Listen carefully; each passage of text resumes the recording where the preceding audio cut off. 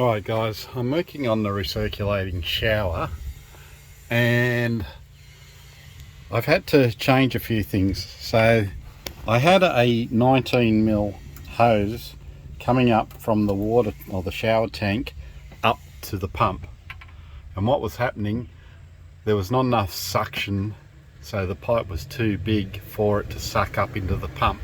So what I've had to do is I've changed it to the 12mm John Guest tubing, and that's fixed the problem. So down underneath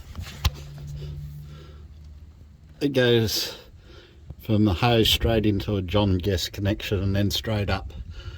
Now I had problem with this part leaking here.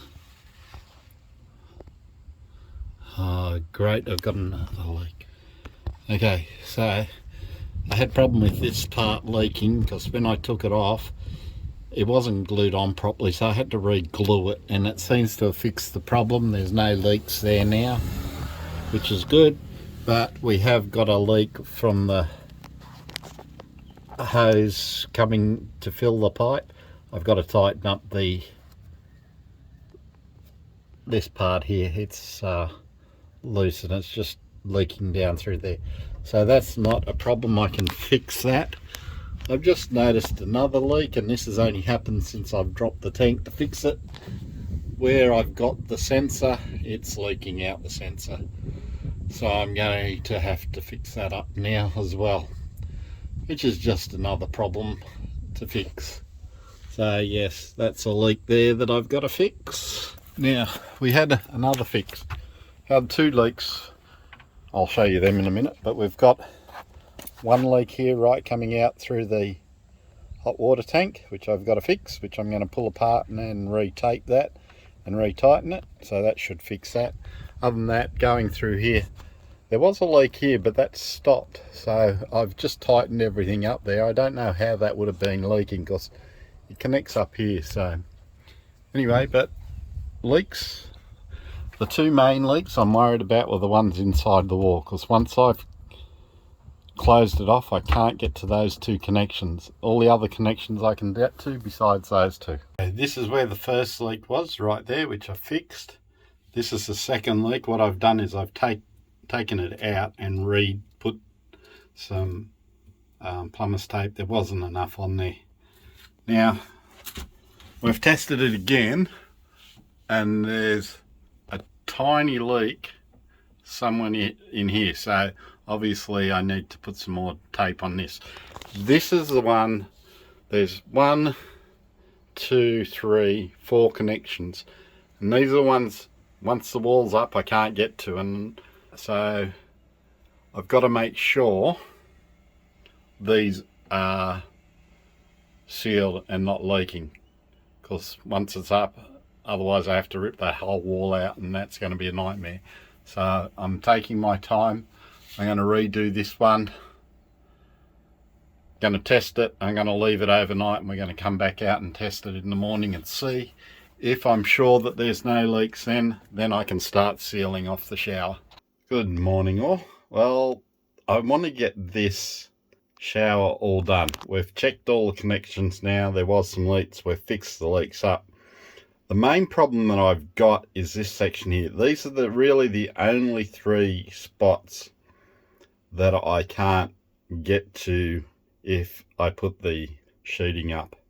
So what I'm going to do is I'm actually going to cut out this section all the way around here, make a frame for it, and then screw it in from the back. That way if there's ever any problems with any of this, I can undo it from the back and pull it out and get to those points. Otherwise, if I don't do that, it's going to be a nightmare trying to get to it at a later date. So that's what I'm going to do. Once I've done that, as I said, we've checked all the leaks are good now, so there's nothing leaking, so I can now start to sheet it, waterproof it, and then put the final wall paneling on, which will then get us close to finishing this shower. I want to try and get this shower done before Christmas.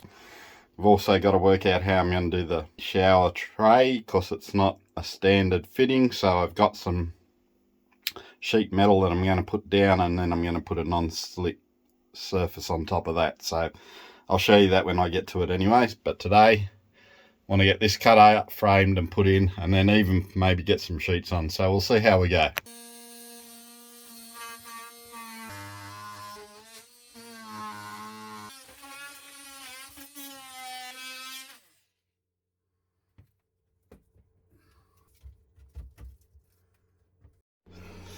Alright, cut through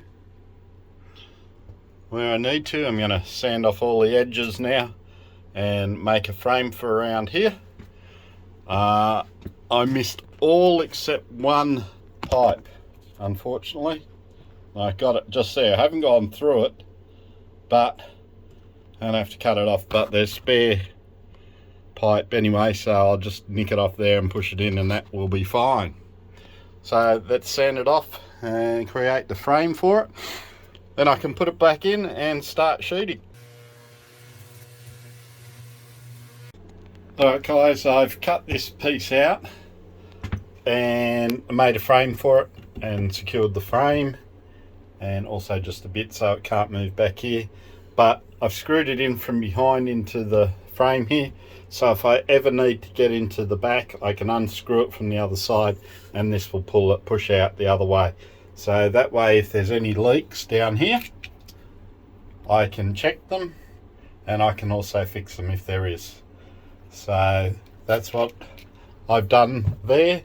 Now I've taken the toilet out. I've just taped up some of the wiring cover for it, and now I'm going to put all the plywood up and secure it, and then I'm going to waterproof the whole lot. Good morning all. Well, yesterday I got most of the plywood sheets up for the bathroom. I stuffed up. I marked on here and on here, which is either side of this panel, where the water pipe goes. I did these screws properly, forgot about it in the center. I put one right in the middle and then moved it up, and still might be in the wrong place. I don't know whether I've gone through the pipe or not, because it sits back into the stud. So what I'm doing, before I clad it all completely, I'm going to cut this section out and check the pipe to make sure there's no screw mark in the pipe and leaking, and then I'll cover it back up. Now we're getting mid-December at the moment, and in Queensland it's really humid and it's getting warm, but I don't know whether you can see it, the air conditioner's on. I've got it all blacked out, so the blackout shutters have been up all night, so it wasn't too bad in here. Turn the air conditioner on and it's cold in here.